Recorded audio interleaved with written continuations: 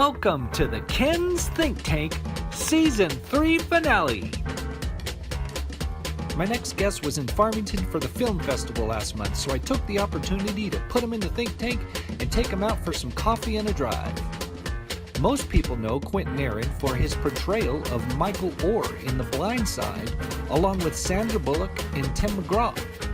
But did you know he has credits as an actor in over 50 projects? He's a busy man. Besides his acting career, he also puts in some time as a producer and is currently the Director of Development for Dream House Productions in Albuquerque. Quinton and his brother were raised by a single mother.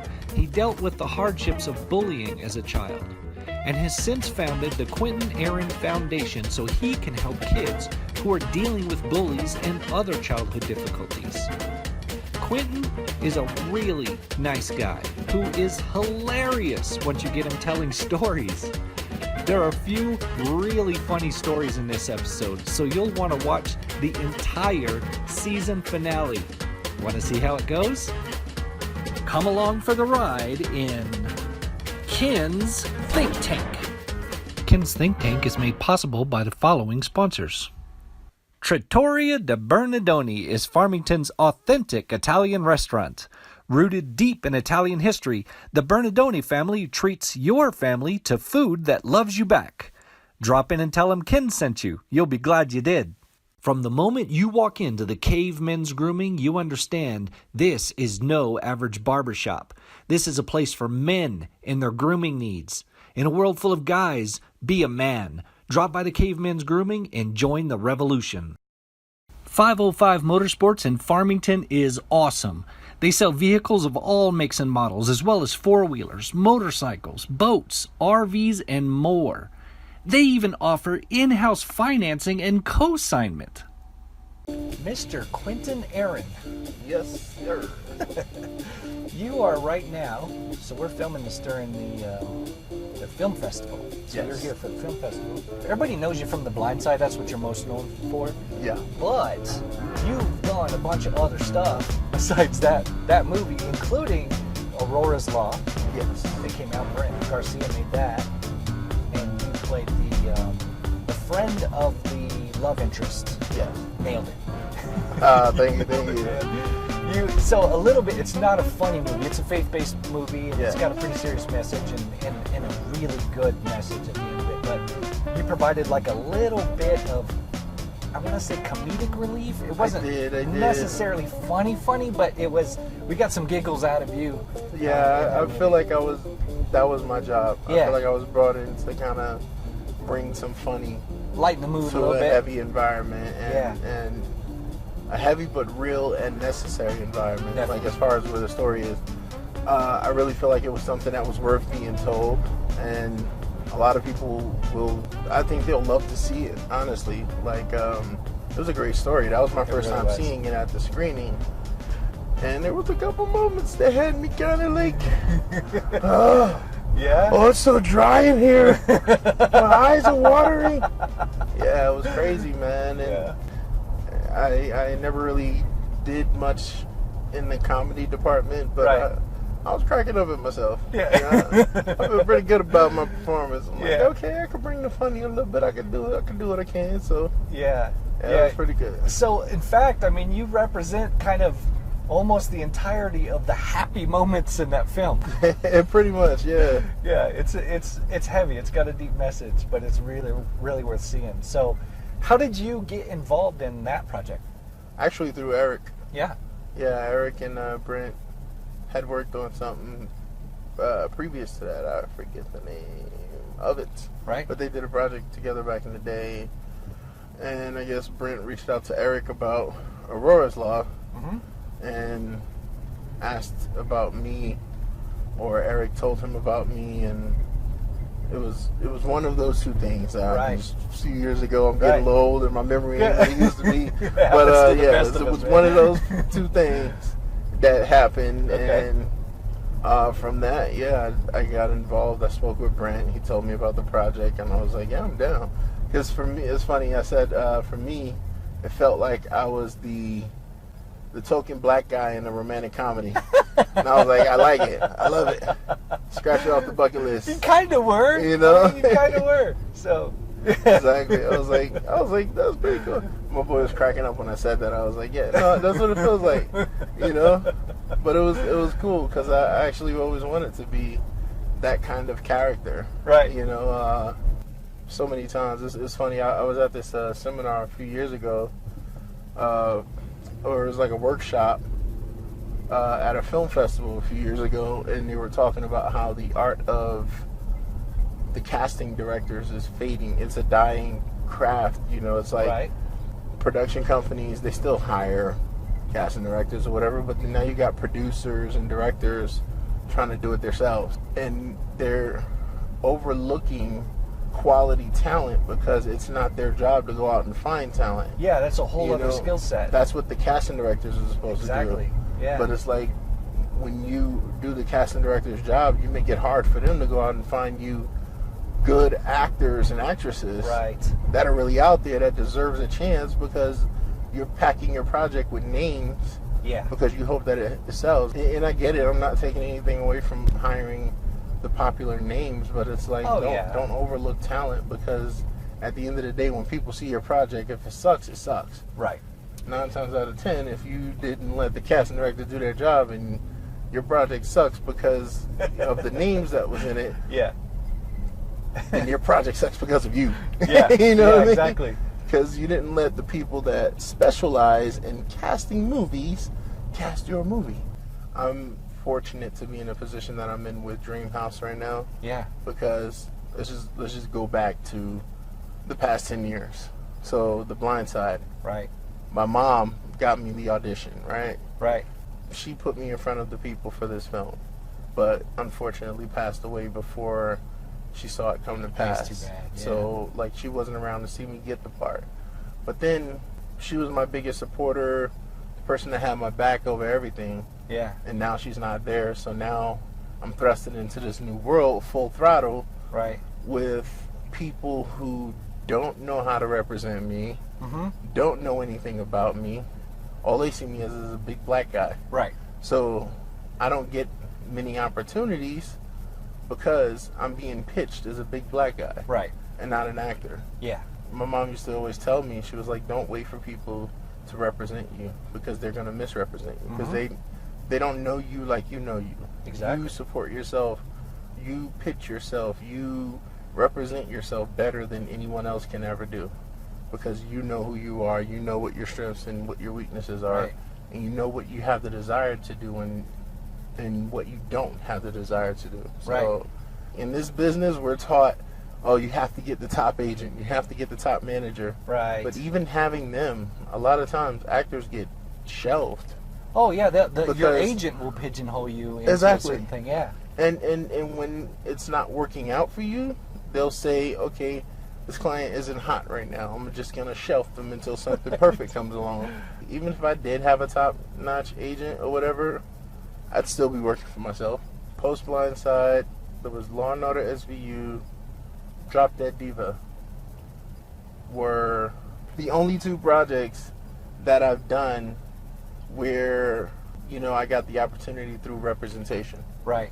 Every other thing on my IMDb is through me. Yeah.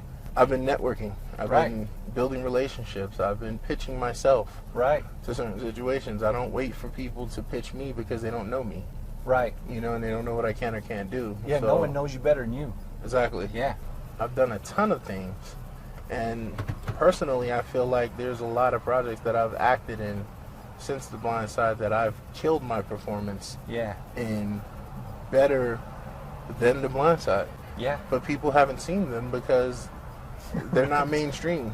And so they're like, oh, yeah, I loved you in The Blind Side. It's cool, but you know, I don't want to talk about that. I watch a lot of cheesy romantic comedies. Oh, who doesn't? And, you know, and love stories. The Notebook, don't even get me started on how many times I saw that one. You know, it's like, that one is the bane of men, man. We got us over there. So it's dry making all kinds of excuses. I shouldn't have had those chilies on my fingers. Exactly. Like, who rubs their eyes with green chili sauce on it? On their hands, like, you know, it's just, And I think mainly because you know, I'm a Leo is my sign. Leos I've come to figure are hopeless romantics. Yeah. You know, we're suckers for love. Oh yeah. And that's why I love that kind of story. And I'm a lover of love. I love love. Definitely. You know. You know, you're actually putting a lot of that out into the world right now. We're going to get to that. Yeah. But Eric Martinez, Mm-hmm. and that's the Eric we were talking about. They bring out a hold of it. And so you work with Eric Martinez, Dreamhouse Productions. Yes. So what kind of things are you doing there? I am the director of development for his production company. Awesome. It's an amazing opportunity for me because for so many years I've had ideas of projects that I felt would be great movies, you know, fun to work on, and stories that I felt should be told. Right. Now I'm in a position to create them and have them become more than just an idea in my head. Right. It's a huge stepping stone for me in that sense because I've always wanted to create stories and you know, stuff that I feel people would love and enjoy, and I get that from my mom. My mom was a writer. Was she really? Yeah, she wrote a lot of poetry, but before she passed, she wrote and got self-published a book. Really? It was a small book, but it was like it has like 4 short stories in it. The book itself is called Leave Me Alone. It has, you know, 4 very interesting short stories in it. Yeah. That I read all the time. I love, and That's hopefully awesome. one day I'll turn one of them into a movie. Oh, definitely. So how cool! You're now in a position that you could actually end up putting a movie together based on one of your mom's stories. Yes. How big of it? Wouldn't that be awesome? Oh yeah. Tribute to your mom. It's gonna happen one day. It's definitely a huge bucket list item of mine is to be able to take one of her stories and turn it into a poem. Oh, I said poem. I meant turn it into a movie. Yeah. But she wrote a poem back in 2006 called "What If," and it actually won her the 2006 National Library of Poetry Congressional Award. Really? Yeah, so she was awesome. She was awarded Poet of the Year back in 2006 from the National Library of Poetry. And your mom kind of helped launch your career, so kudos to mom, man. I mean, she sounded like an amazing woman. Oh yeah, she was my heart. That was my best friend. You know, my mentor. I looked up to her. She was my biggest fan. Yeah. Supported me all through life. Anything I wanted to do, no matter what it was. You know, we were close. Yeah. And my mom was like, she was, to me, the best way to describe her is like, she was Medea before Medea. Right. Like before the world was introduced to Medea. Right. That was my mom. You know. And sometimes a more rated R version. But it was funny. Yeah. She I remember back in the 2nd grade when I had this mean teacher who would not let me go to the bathroom, and I almost went on myself one time. Oh no. My mom told me, listen, you don't sit in class and go to the bathroom on yourself. You go to the bathroom. Right. And I'm like, Mom, we get in trouble with the teacher. She's like, yep. I'll take care of that. Don't worry about getting in trouble with the teacher. Worry about getting in trouble with me if you go to the bathroom on yourself. Yeah. And so I'm like, all right. So the time came. I had to go. Teacher said no. I got up and walked out. When I came back into class, teacher hit me.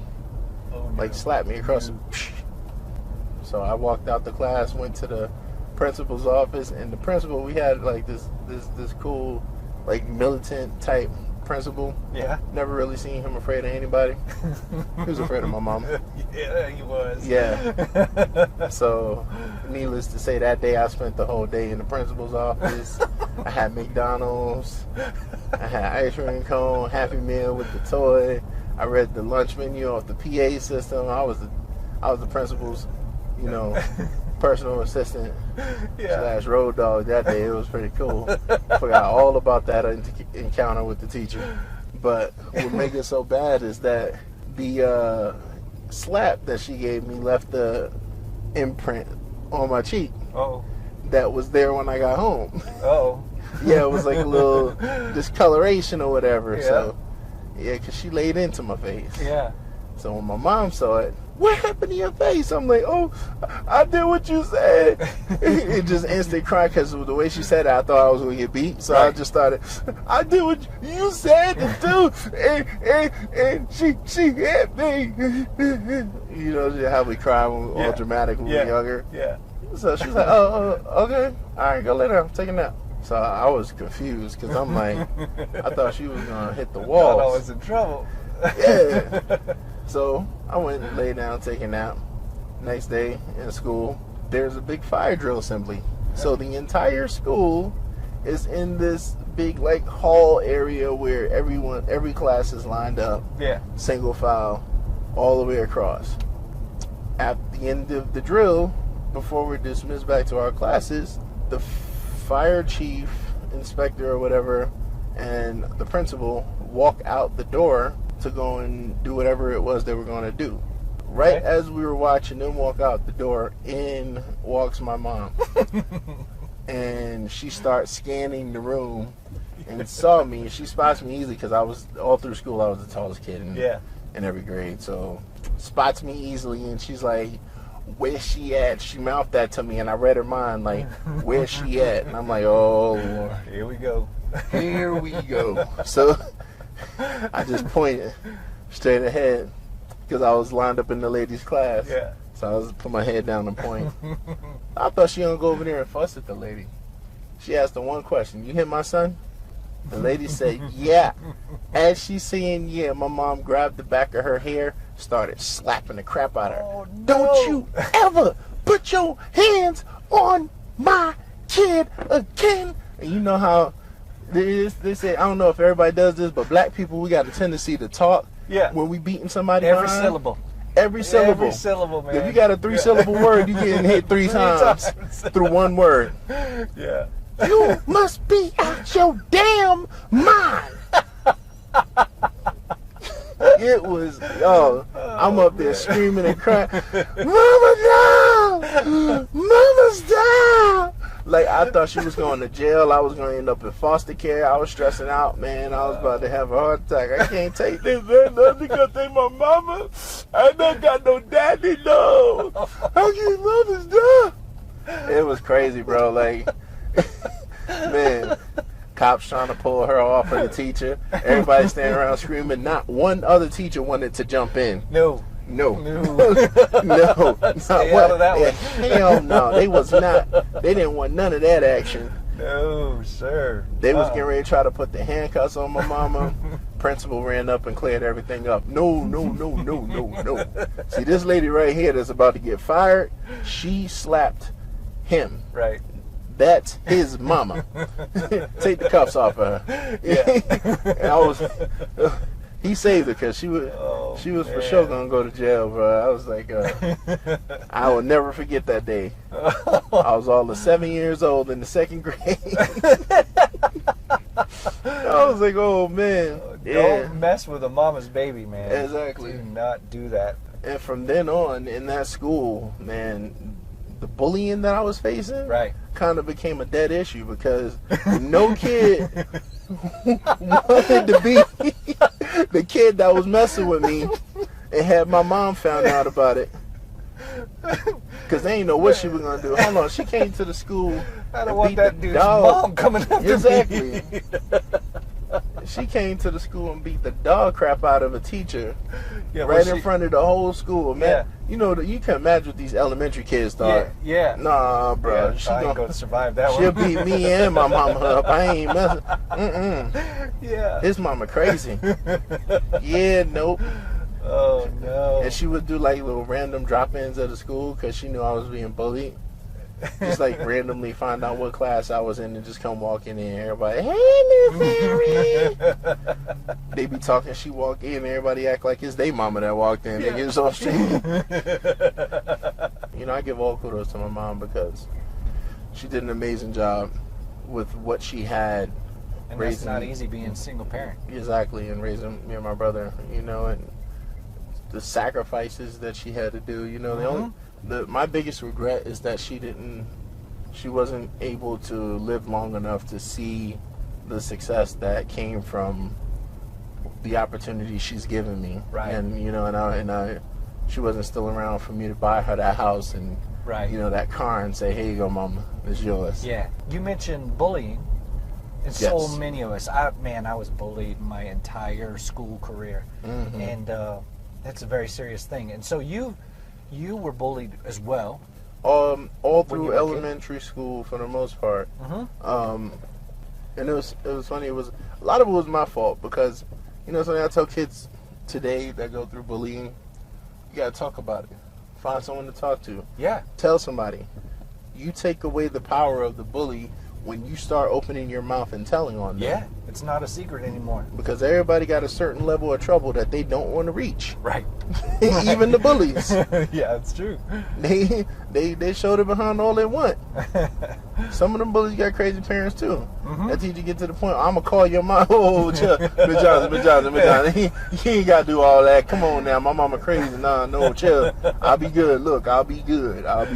Yeah. You know what I mean? But yeah. They get to keep doing what they do and tormenting you as long as you don't say anything. Yeah. And my issue is I didn't want to say anything because my mama crazy. And I wasn't fearing for my life. I was fearing for, well, I was kind of fearing for my life because if she did what I thought she was going to do, she was going to jail and I was going to the foster system. You know, so it was kind of, I was being selfish too. Right. But also it was just like, you know, I thought she was going to kill somebody, kid. Like, oh man, I got beat up. I got beat up by a girl one time in the 3rd grade. Yeah, man, there's those ages where the girls are stronger. Not one of my proudest moments. And I think she was like left back 3 times. I think she been in prison. She looked like she be doing push-ups and pull-ups in the schoolyard. You know, we break for recess. She's like, it's prison yard hour. Out there doing pull-ups on the monkey bars and stuff. Like, the hell is wrong with her? That was Baby D from Next Friday. Chick was on. She was the star linebacker on the football team.